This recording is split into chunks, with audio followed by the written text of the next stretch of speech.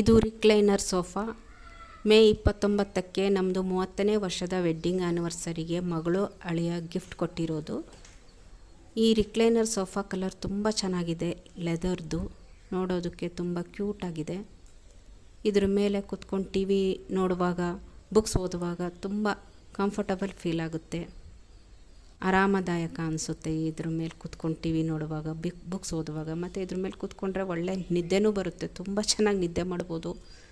ಈ ಸೋಫಾ ಮೇಲೆ ಕುತ್ಕೊಂಡ್ರೆ ತುಂಬ ಕ್ಯೂಟಾಗಿದೆ ನೋಡೋದಕ್ಕೂ, ಕಲರು ತುಂಬ ಚೆನ್ನಾಗಿದೆ.